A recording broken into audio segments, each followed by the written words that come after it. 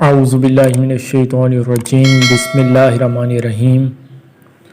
ہمارا آج کا سبق سورۃ اخلاص کا ترجمہ ہے۔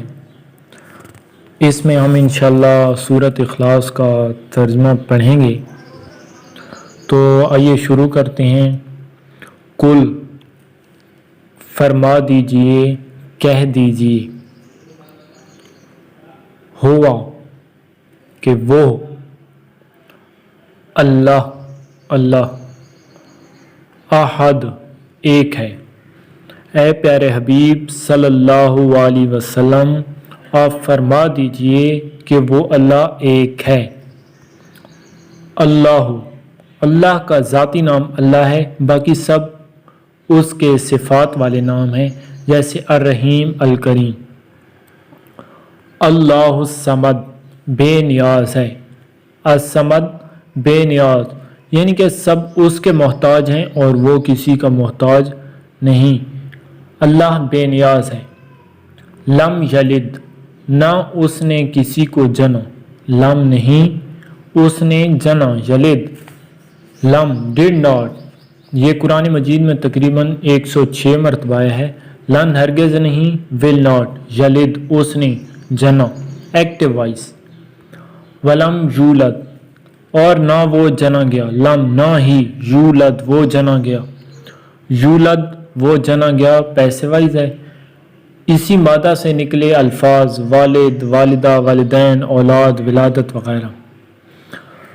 نہ اس نے کسی کو جنا اور نہ وہ جنا گیا۔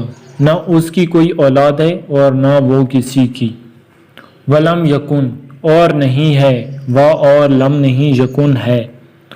لہو، اس کا، لام کا یا کے لیے، ہو اس کا، کفواً، ہم سر، برابری کا، یعنی کہ اس کا برابر۔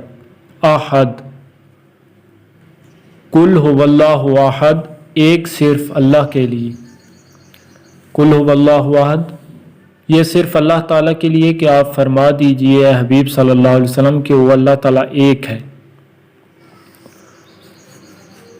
ولم یکن لہ کفواً احد، اس جگہ پہ کوئی منفی معنوں میں بھی استعمال ہوتا ہے اور اس کا کوئی ہمسر نہیں۔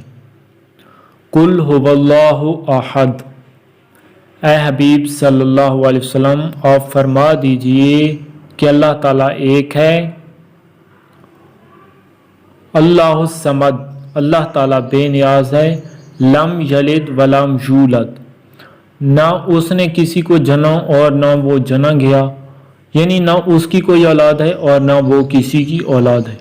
ولم یکن لہ کفواً احد، اور نہ ہی اس کا کوئی ہمسر ہے، اس کا کوئی برابری کرنے والا نہیں ہے۔ وہ اللہ تعالیٰ اپنی ذات میں، صفات میں ہر لحاظ سے اکیلا ہے، بے نیاز ہے، یکتا ہے۔